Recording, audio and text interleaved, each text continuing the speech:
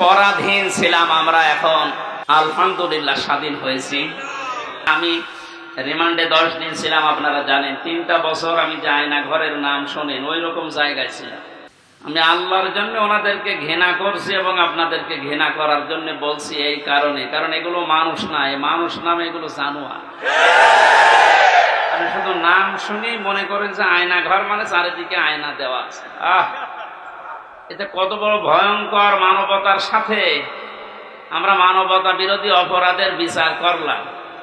এই ঘরের সাথে যারা জড়িত A to Z প্রত্যেকটা মানবতা বিরোধী অপরাধে শামিল। এদের বিচার এখনই করা দরকার। আজকে একজন ওর সাথে জড়িত যে সর্বোচ্চ পর্যায়ে, তাদের ভেতরে একজন ধরা পড়েছে অলরেডি। আমরা বিচার চাই, ওর কোনো বিচার নেই। 8-10 বছর, 12 বছর, 14 বছর একটা মাটির নিচের ঘরে, এদিকে 1.5 হাত, এদিকে 1.5 হাত। আপনি কি মনে করেন জিন্দা কবর ওইটা? এই কঠিন অবস্থায় যারা মানুষকে ফেলে রেখেছিল, আপনি যদি মেরে ফেলতেন, খবর দিয়ে দিতেন যে অমুক মারা গেছে, তারপরও তার স্ত্রীটা বিয়ে করতে পারত, তার ছেলে মেয়ে জানতো যে না মারা গেছে। আপনি ব্যারিস্টার আমান আজমি, কি বলে, ব্রিগেডিয়ার জেনারেল ব্যারিস্টার আরমান, ওনার স্ত্রীর কাছে আপনি কি জবাব দেবেন বলেন তো? 8-10 বছর তার স্বামী থাকার পরও না থাকার স্বামী, সে জানেই না যে বেঁচে আছে কিনা। আজকে একটা ছবি ফেসবুকে সব পাশাপাশি ওনারা বসে আছে, দেখলাম, আমার কান্না চলে এসেছে যে মানুষ, এরপরও কিছু মানুষ জালেমদের পক্ষে এখনো পর্যন্ত সাফাই গাচ্ছে।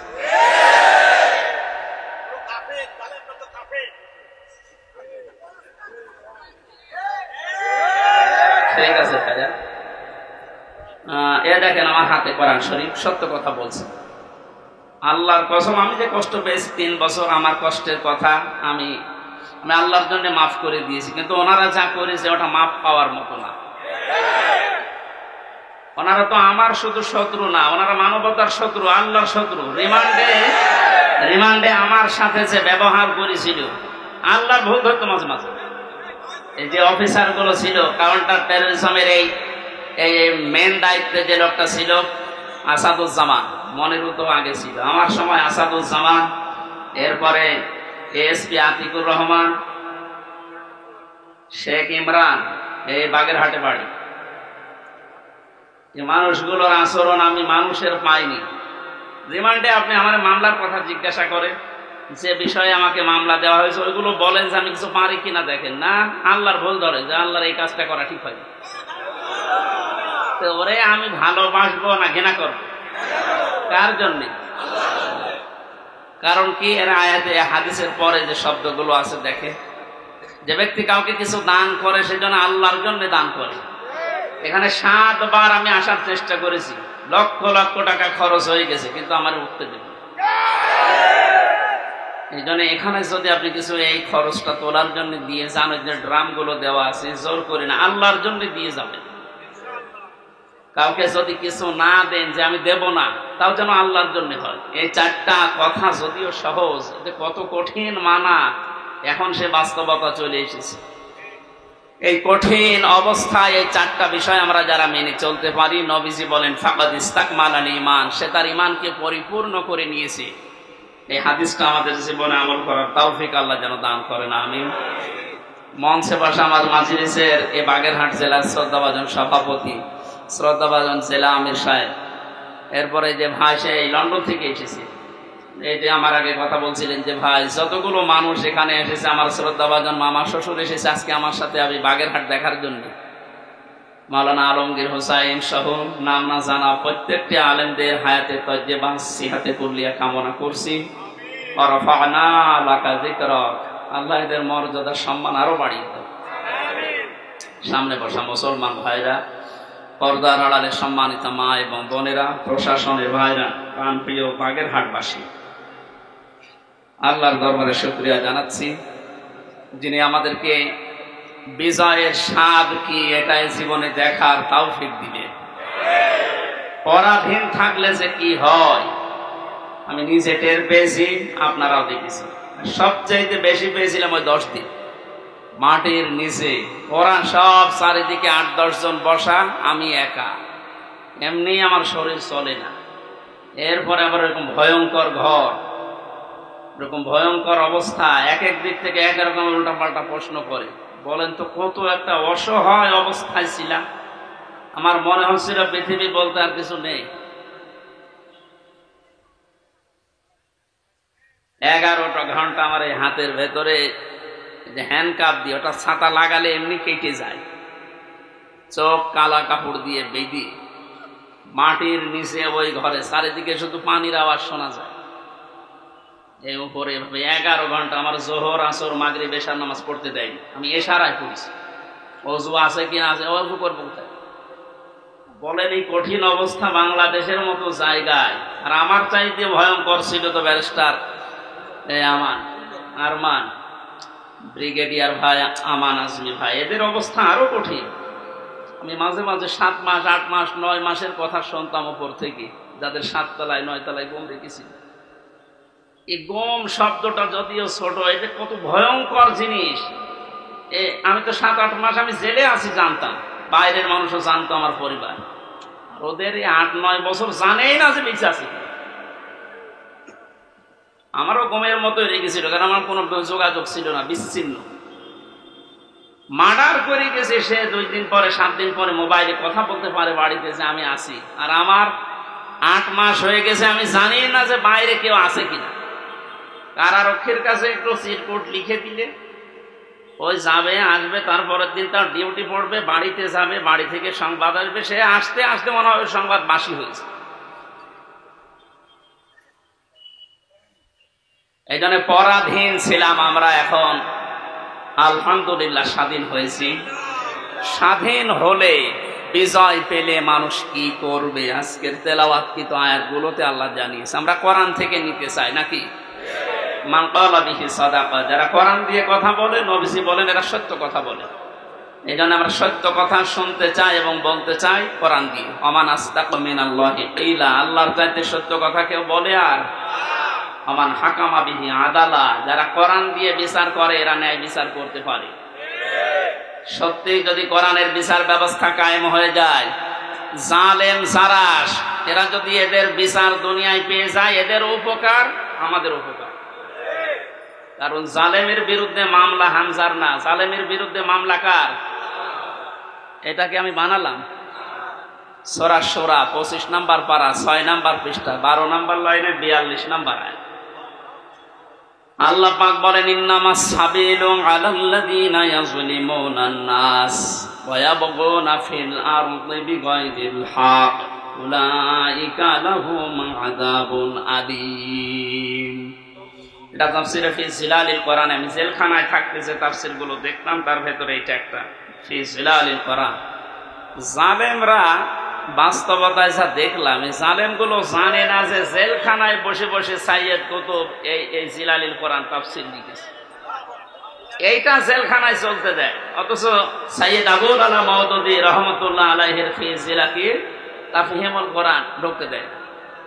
ও জালেমরা জানে যে ওইটা চাইতে ওইটা কত বড় কঠিন, আর ওর লেখাই হয়েছে জেলখানায় বসে ওটা পড়তে দিত। ওখান থেকে রেফারেন্স হিসাবে যেগুলো বলবো বেশিরভাগ ওখান থেকে, বাকিগুলো তাফসীর ইবনে কাসির। আল্লাহ পাক বলেন কিয়ামতের ময়দানে আমি আল্লাহ নিজে মামলা দায়ের করব, আমি নিজে কেস করব, নিজে অভিযোগ দায়ের করব তাদের বিরুদ্ধে যারা মানুষ হয়ে মানুষের উপরে অত্যাচার চালিয়েছে। ইয়াজলিমুনা নাস, আল্লাহ ইয়াজলিমুনা এটা মোজারে দিয়েছেন, বর্তমান ভবিষ্যৎ, প্রেজেন্ট ফিউচার। নাস দিয়েছেন আল্লাহ, ইয়াজলিমুনা আর মুসলিমুনা দেয়নি। মানুষ হয়ে যারা মানুষের উপরে জুলুম করে, তাদের অধিকার নষ্ট করছে, করবে, তারা মামলার আসামি হামজা না আল্লাহ? বাংলাদেশে এই 15 বছরে আপনি যা করেছেন মানবতার সাথে, আপনি শুধু হামজার একা মামলার আসামি না, কিয়ামতে আপনি 15 কোটি মানুষের এবং আল্লাহর মামলার আসামি। আল্লাহর মামলার আসামিদেরকে আমরা এই মুক্ত স্বাধীন দেশে আর দেখতে চাই? কোনো দরকার নেই। শয়তান যেমন আল্লাহর গজব প্রাপ্ত, এগুলো আল্লাহর গজব প্রাপ্ত। শয়তান একজনের সাথে দোস্তি করেছিল, সারাদিন বন্ধুত্ব করার পরে সন্ধ্যাবেলা শয়তান ওরে ডাক দিয়ে বলছে, বন্ধু সারাদিন তো তোমার সাথে চললাম ফিরলাম খেলাম, আমি এখন আর থাকতে চাই না, আমি গেলাম। কেন? আমি তোমার সাথে থাকতে ভয় পাই। আমার সাথে থাকতে ভয় পাও, সারাদিন তো ছিলে, কে তুমি? আমার পরিচয় তো ওইভাবে আগে নাওনি, আমি হচ্ছে ইবলিশ, সুরত ধরে এসেছিলাম। ও তখন আশ্চর্য হয়ে বলে যে আপনি দূর হয়ে চলে যাবেন আমার কাছ থেকে, আপনার পরিচয় পেলে তো আমি দূর হতাম না। আমি যেতে চাই এই কারণে, কারণ আমি আল্লাহর একটা বিধান মানি নাই। এ কারণে আল্লাহ আমারে একটা সেজদা না মানার কারণে পৃথিবীতে পাঠিয়েছে, তাও লানত দিয়ে। আমার নাম মারদুদ, আমার নাম রাজিম, কত রকমের নাম আমার উপরে দিয়ে আল্লাহ আমার বিদায় দিয়েছে। আর আজকে 17টা সেজদা ফরজ ছিল তোমার প্রতি, একটা সেজদাও দেও। আল্লাহ রাগ করে তোমার উপরে যে গজব নাযিল করবে, ও গজবে আমি শয়তানও পড়ে যাব। ও আল্লাহর একটা বিধান লঙ্ঘন সেজদা, এটা লঙ্ঘন করে যদি ভয় পায়, এই 15 বছরে আপনি 500 বিধানের একটাও মানেন না, আরো মানুষকে মানতে দেন।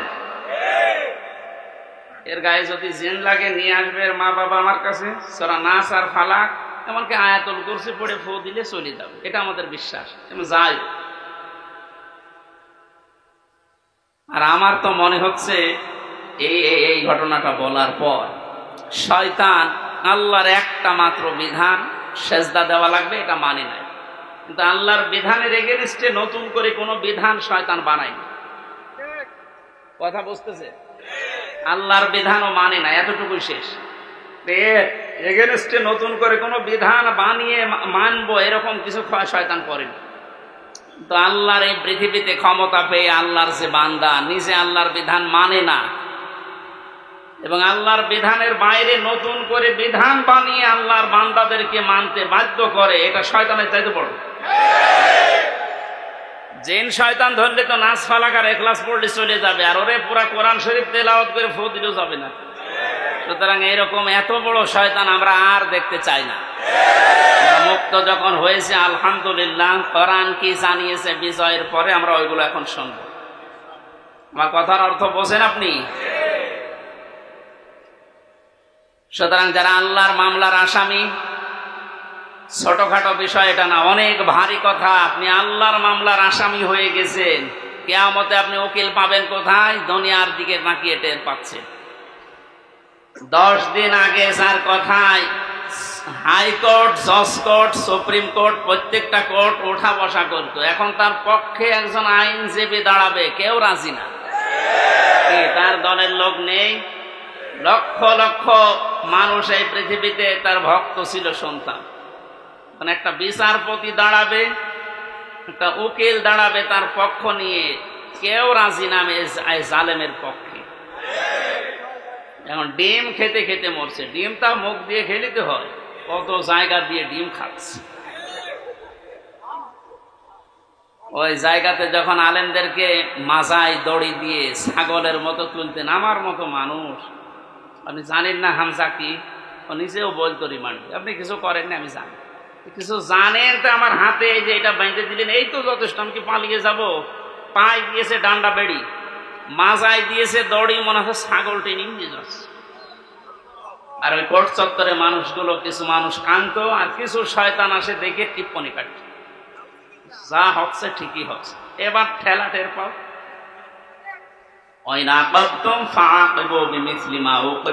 যতটুকু আপনার উপরে করা হয়েছে অতটুকু আপনি করেন, ওর চাইতে বেশি না। অতটুকু করলেও আপনি এই 15 বছর দুনিয়ায় বেঁচেও থাকতে পারবেন না। যা করেছেন যদি অতটুকু আল্লাহর ভাষায় আমরা করতে চাই, সত্যি আপনি পারবেন না। এদেশের বহু মেধাবী সন্তানেরা এই কোটার বিরুদ্ধে এমনি আন্দোলন করে না। বিশেষ করে এই 17 বছরের বাস্তবতা আমার জীবনে আমি যতটুকু দেখেছি, আপনি তাকান তো, অনার্স মাস্টার্স করার পরে বিশ্ববিদ্যালয়ে ফার্স্ট ক্লাস ফার্স্ট হওয়ার পরেও নেবে না, দলীয় পরিচয় পেছনে বিএনপি করে, শিবির করে, এইটা একদিন। আরে ওইগুলো না দেখে আমার মেধা আছে কিনা ওইটা দেখ। কত বড় জুলুমের শিকার বানিয়ে রেখেছিলেন এই ছাত্র জনতাকে বলেন। আল্লাহ এমনি এমনি নাড়া দেয়নি। কোরআনের পাখি সেই 15-16 বছর আগে একবার বলেছিল যে একটু 12 কোটি জনতা নাড়া দেবে গাছের গোড়া ধরে, দিল্লি গিয়ে পড়বা মামু বাড়ি, ঠিক তাই খাপের খাপ মমতাজের বাপ মিলিয়ে গেছে।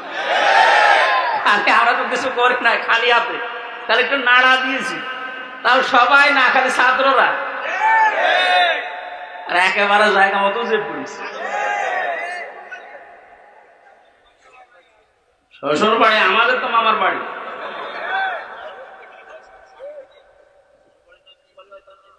যাই হোক, আমি সে কথা বলতে চাচ্ছি, আমরা কোরআনে কারিম থেকে কথা শুনতে চাই, এবং জালেম যারা তারাও যেন মরণের পরে অন্তত তাদের আর বিচার না হয়, এই জন্য দুনিয়াতে আমরা তাদের বিচার দেখতে চাই। আপনারা আমাদেরকে শত্রু ভাববেন, আমরা আপনাদের বন্ধু, কারণ দুনিয়ায় উপকার করে দিচ্ছি। এ বিচার না হলে আপনি মনে করছেন মাপ পেয়ে যাবেন, কখনো না। আল্লাহর কাছে যা করেছিলেন ওনাকে বলেন, উনি ইচ্ছা করলে মাফ করে দিতে পারে। কিন্তু হামজার সাথে ব্যারিস্টার আরমানের সাথে যা করলেন, এইটা আমরা যতক্ষণ মাফ না করবো আপনি মাফ পাবেন না। কারণ আপনি আমাকে আর আরমানকে শুধু কাঁদিয়েছেন তা না, আমার স্ত্রীকে কাঁদিয়েছেন, আমার মেয়েকে কাঁদিয়েছেন।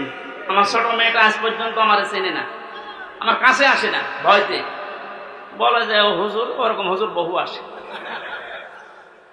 কারণ সে 8-9 মাস ওরে রেখে গিয়েছিলাম, 3 বছর পর, ওরা এখন 4 বছর পর, ও জানবে কি করি। সুতরাং আপনি শুধু আমার একা ক্ষতি করেননি, আমার মা বাবার ক্ষতি করেছেন, আমার স্ত্রীর ক্ষতি করেছেন, আমার সন্তানের ক্ষতি করেছেন, আমার সংসারটা নষ্ট করে দিয়েছে। সব কিছু এরকম হামসা একা, লক্ষ লক্ষ মানুষ এই দেশে আমার মতো ব্যক্তি, আপনি মাপ পাবেন কয়জনের? 1 জন 2 জন 5 জন মাপ, কয়জন মাফ করতে পারে বলেন? এই লোকটাকে যদি আপনি মেরে ফেলেন তাহলে ওনার বিচার কি? ওনারও মেরে ফেলা লাগবে। ওনাকে যদি আমি মেরে ফেলি, আমার একটা বিচার এই যে আমাকে যদি মেরে ফেলেন তাহলে বিচার শেষ। কথা বলছেন আমার? আর একটা সিস্টেম আছে, হ্যাঁ, ওনার স্ত্রী, ওনার মা বাবার সন্তান আদি যারা, ওরা যদি মাফ করে দেয় টাকা পয়সা নিয়ে, জরিমানা নিয়ে, তাহলে মাফ হবে। তাছাড়া আর কোনো সুরত নেই। ওই 10 বছর 15 বছর 18 বছর 30 বছর জেল দিয়ে ওই লোকটা শুধু জেল খাটাই হবে, তার উপর আবার আরেকটা জুলুম হয়ে যায়। কিন্তু ওনাকে মাপ পাওয়ার জন্য কোরআনে কারিমে হাদিসে যে 2টা বিষয় আমরা পাই। 1 নম্বরে ওনারে মাপ পাওয়ার জন্য ওনারে মেরে ফেলা লাগবে। এক কথা বলে না কেন?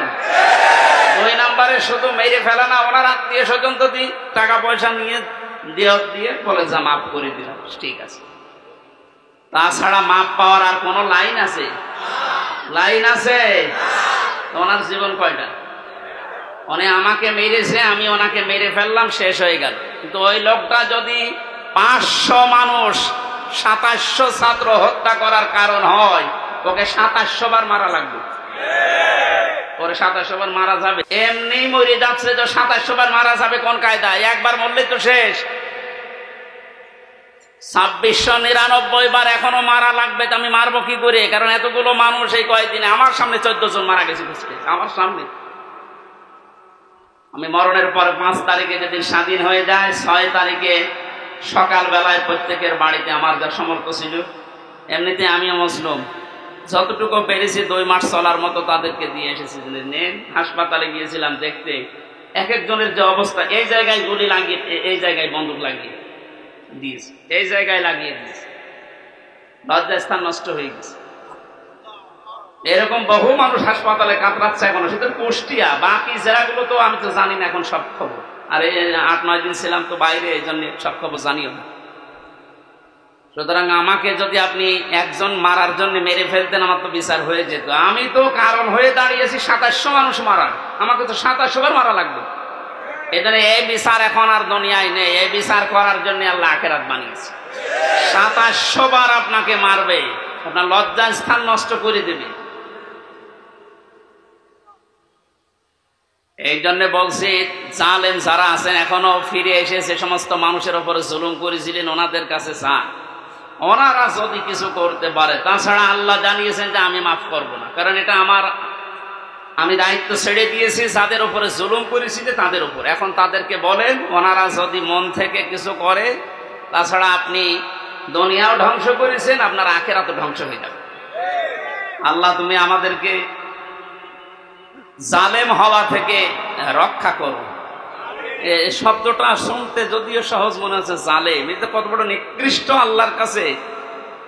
কারণ জালেমদেরকে আল্লাহ বারবার কোরআনে জানিয়েছেন, আল্লাহু লা ইয়াহদিল কওমাজ জালিমিন, জালেমদের আমি পথ দেখাই না, হেদায়েত দেই না। আমরা যদিও অনেকে বলো হুজুর আমাদের কেন্দ্রীয় আমির বারবার দোয়া করে, তো দোয়া করে করবো কি? জালেমদের তো হেদায়েত হবে না, জালেমদের কোনো হেদায়েত নেই। আর জালেমকে ক্ষমা করে দেওয়ার অর্থ হচ্ছে মাজলুমের উপরে অবিচার করা। আপনি কোনদিন ব্যারিস্টার আজমির ব্যারিস্টার আরমানের স্ত্রীর কাছে মাপ পাওয়ার কথা না, সে মানুষ ছিল আপনার মতো। এরপরও বলছে আপনারা চেষ্টা করেন, যদি মাপ পান, না পাইলে বুঝবেন আপনার দুনিয়া আখিরাত ধ্বংস হয়ে গেছে। আল্লাহ তুমি আমাদেরকে মাফ করো, বলেন আমিন। কোরআনের বিচার যতদিন পর্যন্ত কায়েম না হচ্ছে, বসে থাকার, থেমে থাকার আমাদের কোনো সুযোগ নেই। যে যেখান থেকে আসি আমরা চেষ্টা চালাবো, চর্ম চোখে এদেশে দেখতে চাই আল্লাহর কোরআন দিয়ে বাংলাদেশটা চলছে। কারণ আমরা তো দেখলাম যে বাবা চালালে কেমন লাগে, চাচা চালালে কেমন লাগে, স্বামী চালালে কেমন লাগে, বউ ভাবি সবাই চালিয়েছে, সবই দেখলাম যে কেমন লাগছে। একটা জিনিস এখন দেখতে বাকি আছে, যে কোরআন দিয়ে, আল্লাহর কোরআন দিয়ে রাষ্ট্র চালালে কেমন লাগে, এটা দেখতে বাকি আছে না?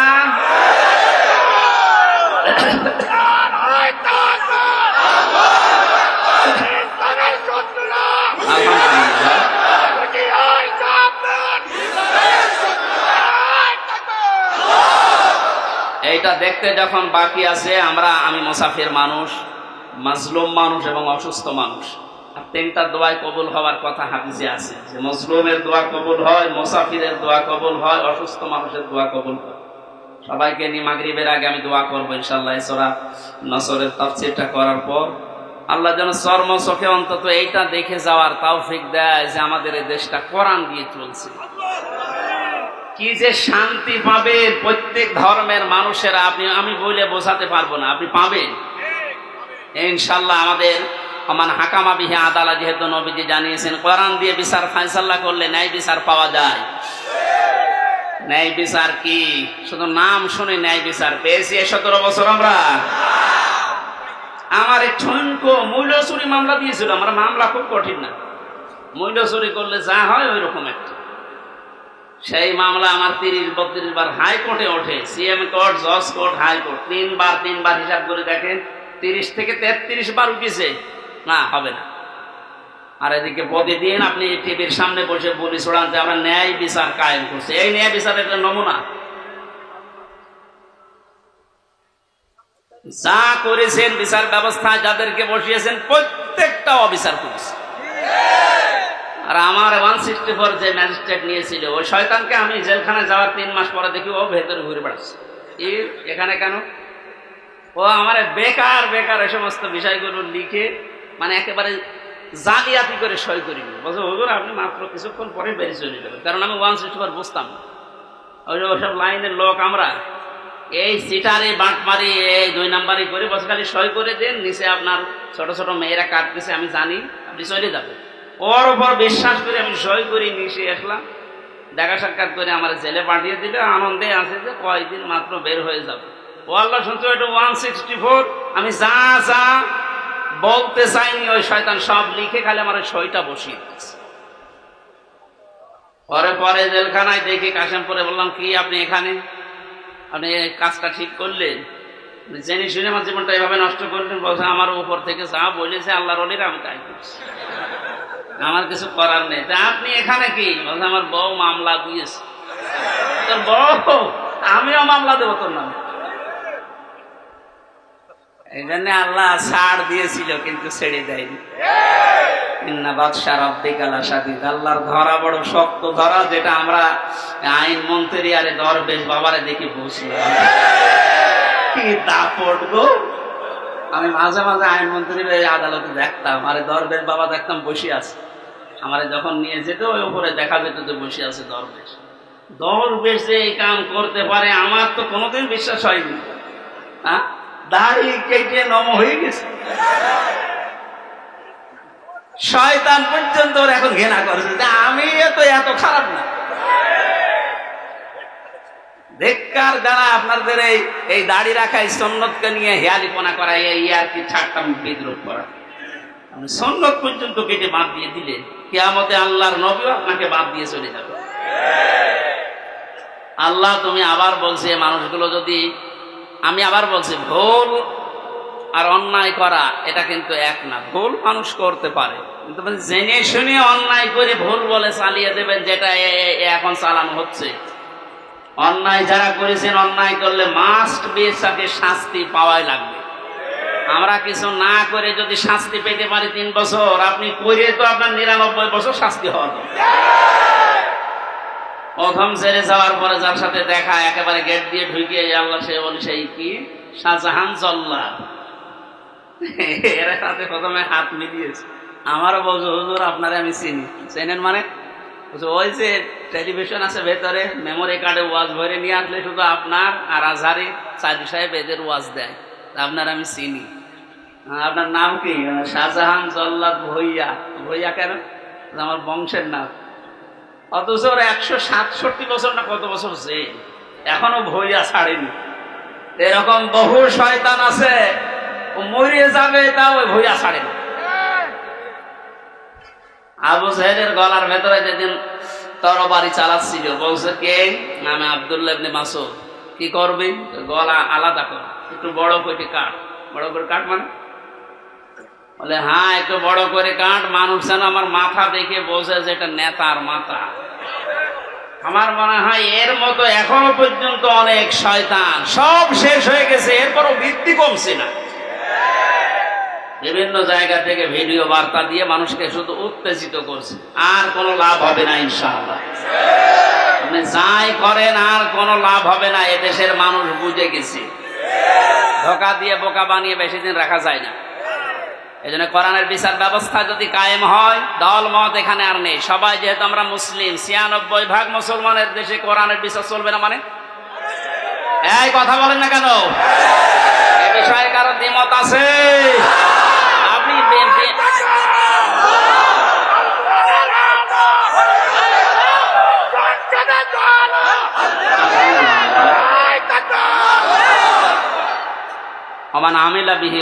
যারা কোরআন দিয়ে আমল করবে, কিয়ামতে আল্লাহ নিজে তাদেরকে পুরস্কার দান করবে।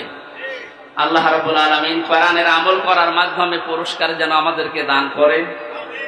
দুঃখজনক হলো সত্য, 500 আমল আছে কোরআনের। কয়টা? এই দেশে এখন একটাও নেই। সামনে আস্তে আস্তে আমরা 500টা আমলই চালু করব কোরআন দিয়ে ইনশাআল্লাহ। আমান দাআ ইলাইহি হাদা। নবীজি বলেন, তুমি যদি হেদায়েতের উপরে থাকতে চাও, বড় সোপা গায়ে দিলে, পাগড়ি মাথায় দিলে, আর রুহুল আমিন ভাইয়ের মতো এরকম মোটা হলে হেদায়েতের উপরে থাকা যাবে?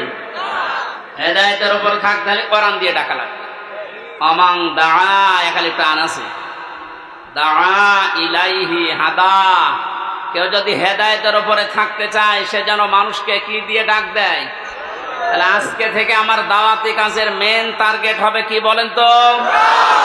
নবীজিকে পর্যন্ত আল্লাহ আদেশ দিয়েছেন, ইয়া আইয়ুহার রাসূল বাল্লিগ মা উনজিলা ইলাইকা মির রাব্বিক। হে রাসূল, আপনি তাবলীগ করেন, প্রচার করেন, দাওয়াতি কাজ করবেন কি দিয়ে? সুতরাং আমরা দলমত চিনি না, বুঝি না, এসব কিছু যেন এই কেন্দ্রিক হয়। ফাকাদ হুদিয়া ইলা সিরাতিল মুস্তাকিম। কেউ যদি হেদায়েতের উপরে থাকতে চায়, কোরআন দিয়ে সে ডাকবে, এবং কেউ যদি কোরআনের ডাকে সাড়া দেয়, আল্লাহ নিজে তাকে হেদায়েত নসিব করে দেবে।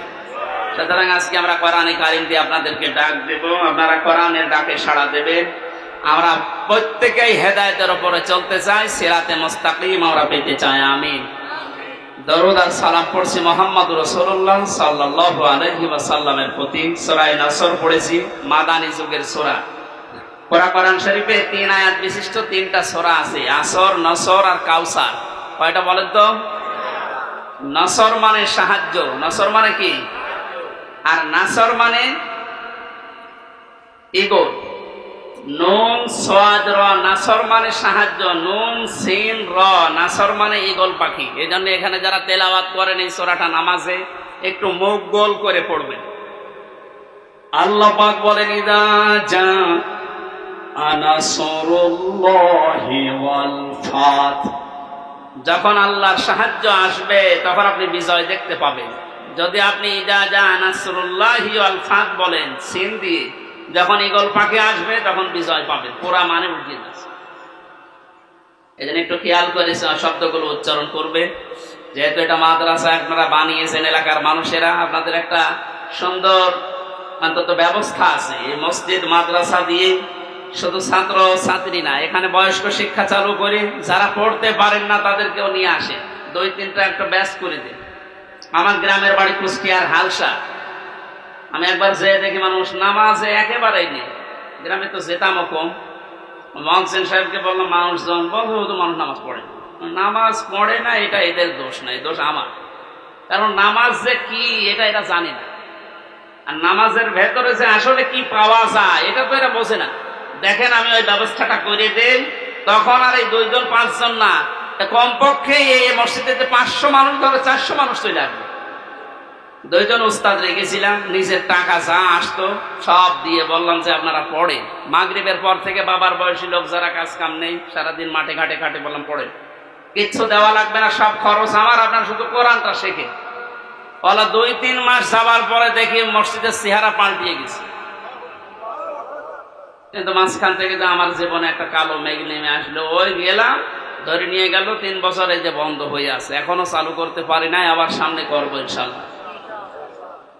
আমি দেখেছিলাম মাত্র 2-2.5 মাসের ব্যবধানে কত মানুষ এই যে নামাজে, তখন তাদেরকে পিটিয়েও আপনি দূর করতে পারবেন না। সুতরাং এখানে মাদ্রাসা মসজিদ বানিয়েছে বয়স্কদের জন্য, মাগরিব থেকে এশা, এশা থেকে আরো রাত 9টা-10টা পর্যন্ত কোরআন কেন্দ্রিক আসেন সবাই, দলমত নির্বিশেষে। তখন আপনাকে কোরআনে কারিম নিজেই হেদায়েত দিয়ে পথ দেখিয়ে দেবে। এই জন্য তেলাওয়াত শুদ্ধ করা দরকার। এখানে বহু মানুষকে আমি দেখি, একটু বলেন তো ভাই, 7টা আয়াত পড়ে সূরা ফাতিহার 7টায় ভুল পড়ে, অথচ 10 বছর নামাজ পড়ছে না। এটা তেলাওয়াত শুদ্ধ করা দরকার। আল্লাহ পাক জানিয়েছেন, ইদা জাআ নাসরুল্লাহি ওয়াল ফাত, যখন আসবে আল্লাহর সাহায্য তখন আপনি বিজয় দেখতে পাবেন। এতদিন পর্যন্ত আমরা আল্লাহর সাহায্য কি এটা পাইনি, এই জন্য বিজয়ও পাইনি। বদরের ময়দানে বিশ্বনবী মাত্র 80 জন মানুষ নিয়ে গিয়েছিলেন, না 313 জন, আর ওদের ছিল 1000 এর উপরে। আল্লাহর পক্ষ থেকে আল্লাহ সাহায্য পাঠিয়েছিলেন, এই জন্য মহান আল্লাহ ওই সময় তাদেরকে বিজয় কি দেখিয়েছিলেন। আবু জেহেলের মতো এত বড় লিডারকে আল্লাহ ওই দিন দুনিয়া থেকে লাঞ্ছিত অবস্থায় বিদায় দিয়েছেন। যোগে যোগে শুধু বদরের ময়দান না, কিয়ামত পর্যন্ত এরকম বদরের ময়দান কায়েম হতে থাকবে। বড় বড় কাফের যারা, বড় বড় মুশরিক যারা, আল্লাহ দ্রোহী যারা, তাদেরকে আল্লাহ বিদায় করবেন যদি আল্লাহর সাহায্য এসে থাকে। আমাদের দেশেও কম ছিল না, বহু মানুষকে আমরা দেখেছিলাম অহংকারে পা মাটিতে পড়তো না। আল্লাহ রাব্বুল আলামিন এই মানুষগুলোকে বিদায় করে দিয়ে তার সাহায্য পাঠিয়ে একটা বিজয় আমাদেরকে যে দেখালেন, বিজয় পাওয়ার পরে যে দৃশ্যটা, এটা এখন আবাহমান জারি আছে, যেটা আমার চোখে দেখতে পাচ্ছি আয়াত অনুযায়ী। দেখেন তো মেলে কিনা। ওয়ারাআইতান নাসা ইয়াদখুলুনা ফি দীনিল্লাহি আফওয়াজা, আপনি যখন বিজয় পাবেন সাহায্য পাওয়ার পরে, তখন দেখবেন দলে দলে, পালে পালে মানুষ ইসলামে প্রবেশ করছে। বাংলাদেশের এই 64 জেলার দিকে তাকালে, শুধু ইন্টারনেটের দিকে একটু চোখ বোলান, দেখেনি আয়াতটা এখন কার্যকর হওয়া অলরেডি শুরু হয়ে গেছে। ইসলামপন্থী মানুষ, বিশেষ করে যারা একামতে দিনের দায়িত্ব পালন করে, যারা মন থেকে কাজ করে, তাদের যে অ্যাক্টিভিটিস গুলো, তাদের যে কাজকর্মগুলো, তাদের যে ইখলাস আমরা দেখতে পাচ্ছি। দাওয়াতও দেওয়া লাগছে না, তাদের ইখলাস দেখে, শুধু কাজ দেখে এখন মানুষ ইসলামে প্রবেশ করে অলরেডি ফেলছে। আমার তো মনে হচ্ছে এই আয়াতটা আল্লাহ আমাদেরকে অলরেডি দেখাবে। সূরা কাসাস থেকে একটা আয়াত কালকে আমি পড়ছিলাম, وَنُرِيدُ أَن نَّمُنَّ عَلَى الَّذِينَ اسْتُضْعِفُوا فِي الْأَرْضِ وَنَجْعَلَهُمْ أَئِمَّةً وَنَجْعَلَهُمُ الْوَارِثِينَ। ওই কিচ্ছা কাহিনী না, একেবারে বাস্তব যেটা ঘটবে বা ঘটতেছে ওইটা আপনি কোরআন থেকে শোনেন। আল্লাহ পাক বলেন ওই জামানায় হযরত মুসা আলাইহিস সালামের যে দলটা ছিল, তিনি যে দলের লিডার ছিলেন, ফেরাউন বহু দলে বিভক্ত করে মানুষদেরকে দুর্বল করে রেখেছিল। শুধু একটা দলকে সে টার্গেট বেশি নিয়েছিল, সেটা মুসা নবীর দল। আমার আল্লাহ নিজের পক্ষ থেকে জানালেন, আমি আল্লাহ কিন্তু ইচ্ছা আলাদা করেছিলাম। আমার আল্লাহর ইচ্ছা ছিল এইটা যে দুনিয়ার ময়দানে আমি মুসা নবীকে এই জামানায় এই জাতির নেতৃত্বে বসাবো এবং জমিনের ওয়ারিশ উত্তরাধিকারী তাদেরকে বানিয়ে দেব। আমি তাই করেছিলাম। ইয়াটা এখন বাস্তব আমার মনে হচ্ছে, আমার চোখে ভাসতেছে। আল্লাহ তুমি সূরা কাসসের 5 নাম্বার আয়াতটা আমাদেরকে দেখাও। স্বৈরাচার নব্য ফেরাউন এই পৃথিবীতে বহু দল ছিল এদেশে, সব দলকে টার্গেট না করে শুধুমাত্র কোরআনে কারিম এই পৃথিবীতে যেন বিদায় নেয়, কোরআনের লোকগুলো যেন এই দুনিয়াতে আসতে না পারে, এই কাজ করার জন্য যারা চেষ্টা চালিয়েছিল, আল্লাহ তাদেরকেই যেন জাতির ইমাম আজ দিনের পর দিন বানিয়ে দিচ্ছে, তাদেরকে ওয়ারিশ বানাচ্ছে, জমিনের উত্তরাধিকারী বানিয়ে দিচ্ছে। আমরা আবার দোয়া করছি, আল্লাহ তুমি আয়াতটা আমাদেরকে সর্বচোখে দেখাও। অনুরিদু আন্না মুন্না আলাল্লাযীনা ইসতুযইফু ফিল আরদ ইলা আখির আয়াত। আমাদের আজকের মাহফিলের প্রধান অতিথি মনে হয় আসতেছে।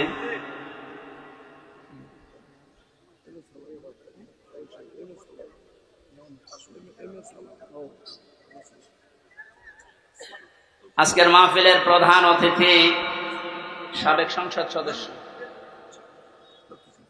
প্রার্থী ছিল সাবেক, জনাব মোহাম্মদ আব্দুল সালাম, এম.এ. সালাম বা আব্দুল সালাম ভাই আসতেছেন। আমরা কোরআনের পক্ষ থেকে তাকে স্বাগতম জানাচ্ছি।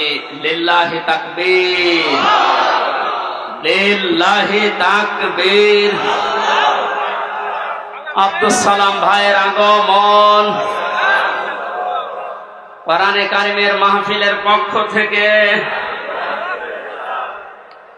আপনাদের এলাকার সন্তান, আমি তো পরিচিত না ভাইয়ের সাথে। তাফসীরুল কোরআন মাহফিলে উনি শত ব্যস্ততার ভেতরেও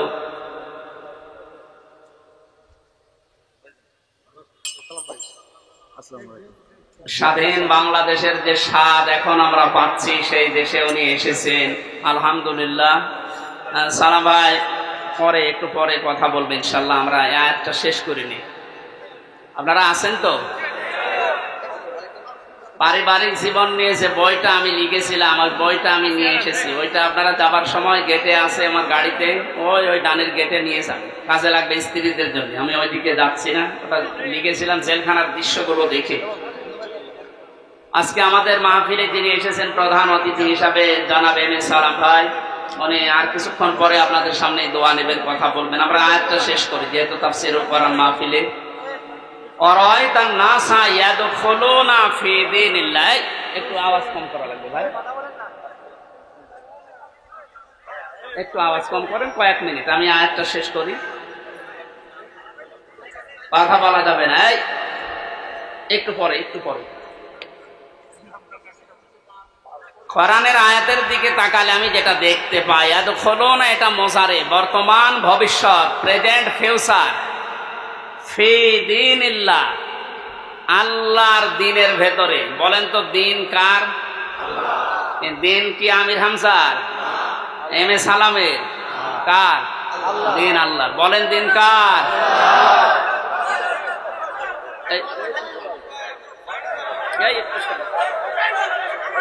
পরে নি আপনারা এক কথা বারবার বললে সমস্যা, কথা বন্ধ করে। দিনের মালিক এই পৃথিবীতে কেউ না, এমনকি বিশ্বনবী মুহাম্মদ রাসূলুল্লাহ দিনের মালিক ছিলেন না, তিনি দিনের খাদেম ছিলেন। কি ছিলেন বলেন তো? আমরাও দিনের কি? খাদেম। সুতরাং আমরা খেদমত করে যাব দিন ইসলামের, দিনের। না বারবার ডিস্টার্ব হলে তো আল্লাহর এই দিনকে আমরা জমিনে জিন্দা রাখার জন্য চেষ্টা চালিয়ে যাবার, কারণ খাদেমের যে কাজ, কামলার যে কাজ, আমরা সেই দায়িত্ব নিয়েছি। আমরা যেন চর্মচোখে অন্তত এটা দেখতে পাই যে আল্লাহর দিন এই জমিনে কায়েম হয়ে গেছে। যেহেতু সেই পর্যায়ে আস্তে আস্তে আসতেছে, এখন আনন্দ বিজয় কিভাবে উল্লাস করবেন, উদযাপন করবেন, আল্লাহ কোরআনে কারিমে সূরা নাসরে জানিয়েছেন, ফাসাব্বিহ বিহামদি রাব্বিকা ওয়াস্তাগফির। আল্লাহর সাহায্য এবং বিজয় যখন আসবে তখন আপনি ইস্তেগফার করেন আর হামদ প্রকাশ করেন, তাসবিহ করেন। এখানে তাসবিহ কি?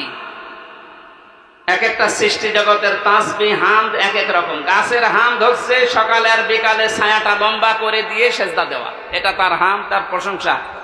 সৃষ্টি জগৎ যে যেখানে আছে ওইভাবে প্রশংসা আদায় করে। আমাদের প্রশংসা আদায় করার মাধ্যম কি? আমাদের যদি হামদ প্রকাশ করা লাগে একেবারে টুটি পর্যন্ত খেয়ে আলহামদুলিল্লাহ বললাম হয়ে গেল না, এটা না।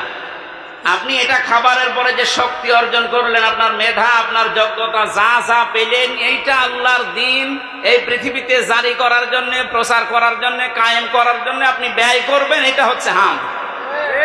আল্লাহ এই হামদ করার তৌফিক এখন আমাদেরকে দেন। আস্তাগফির, ইস্তেগফার করা, পূর্বের যে সমস্ত অপরাধগুলো করেছি সামনে আর করব না, সচেতন হয়ে যাব, এই হিসাব নিকাশ করে আমরা ইস্তেগফার করব আল্লাহর কাছে।